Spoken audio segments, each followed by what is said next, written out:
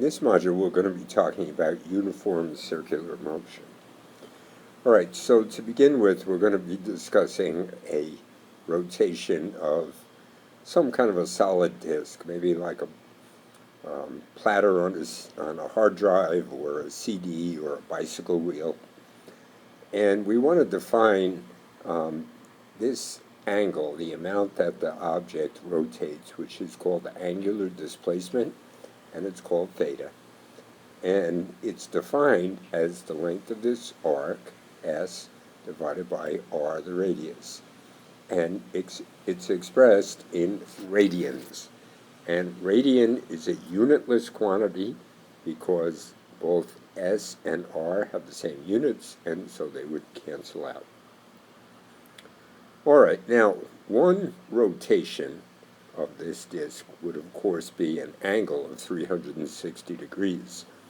But using this formula up here, the total length of the arc here, if it rotated around once, would be the circumference, which is computed as 2 pi r divided by r.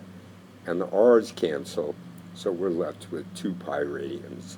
So one complete rotation, or 360 degrees, is 2 pi radians. So if we divide both sides by 2 pi, then 1 radian comes out to be approximately 57.3 degrees. I say approximately because we can't get an exact value for pi. Okay, now the next thing is angular velocity. Now, angular velocity is going to be the rate at which this disk is rotating, and it's defined as delta theta divided by t, or the change in angular displacement divided by time, much like linear velocity was displacement over time. The units here are radians per second.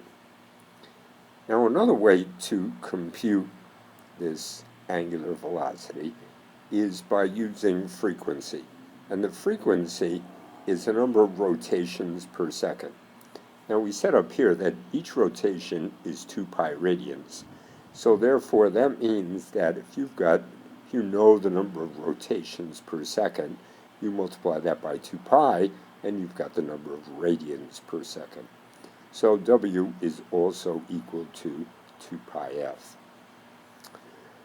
All right, now the last equation is the connection between linear velocity and angular velocity, and this is derived in the text, and it's V is equal to WR.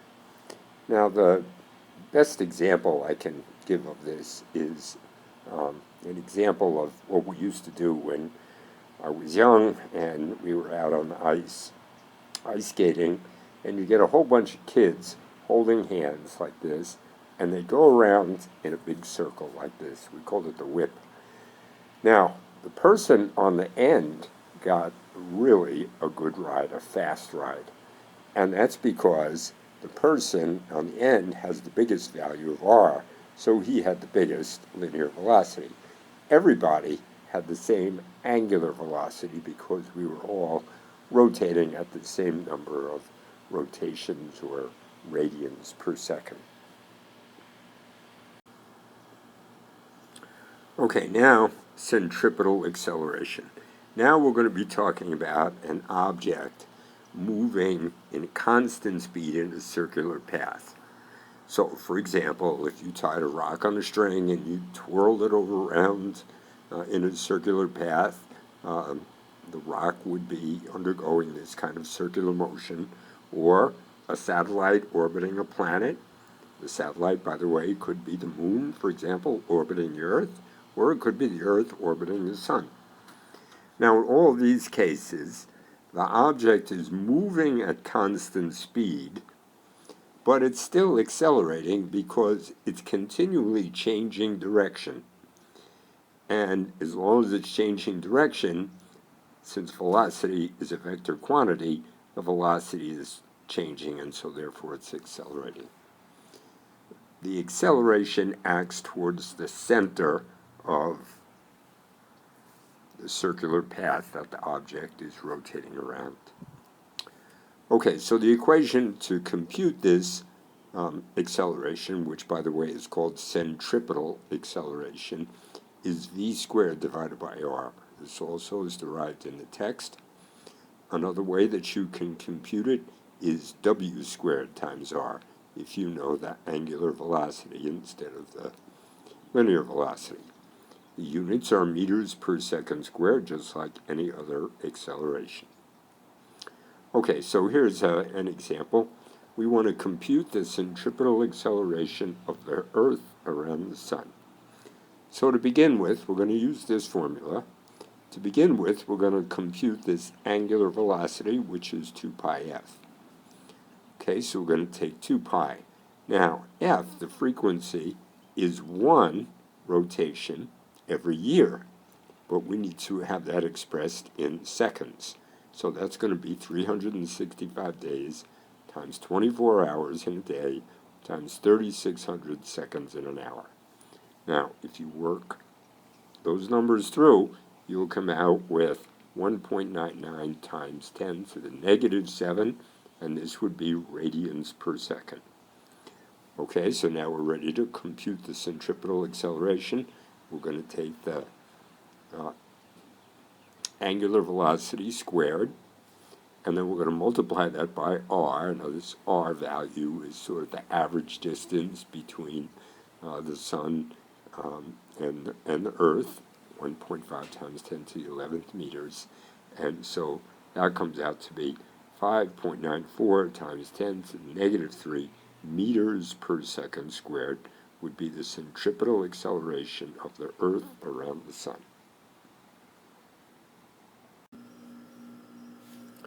Okay, now we're going to talk about centripetal force.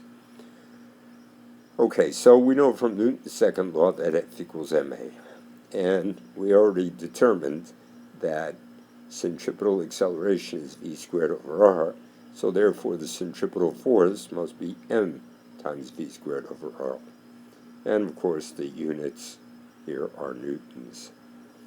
So here's an example to calculate the centripetal force exerted on an 875 kilogram car, negotiates a 525 meter curve at 25 meters per second. So this is just plugging in the values directly. We solve for the centripetal force. It's 1.04 times 10 to the third newtons. All right, now friction provides the centripetal force as a car goes around the curve.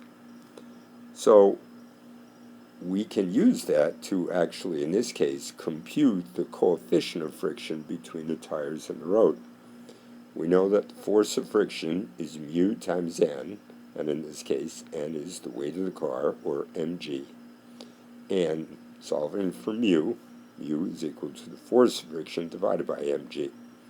The force, since friction is providing that centripetal force, then the force due to friction is this value that we calculated up here, divided by the mass of the car, times g. And as we work through that, we come out with 0.121. This would be a coefficient of kinetic friction. Again, notice that this is a unitless quantity. Okay, now, a couple of other things. Notice that as you're rounding your curve, we know from experience that the faster you go, the more likely it is that you're going to not make the curve.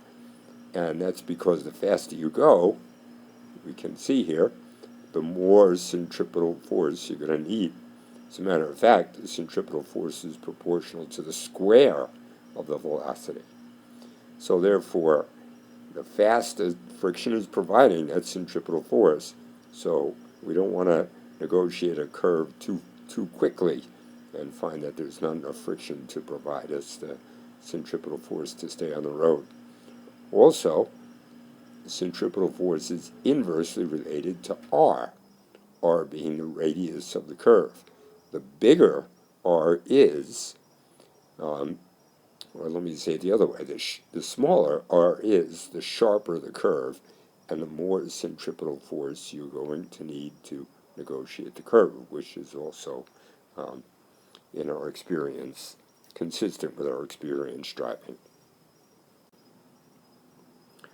The last thing that we're going to talk about here are banked curves and fictitious forces.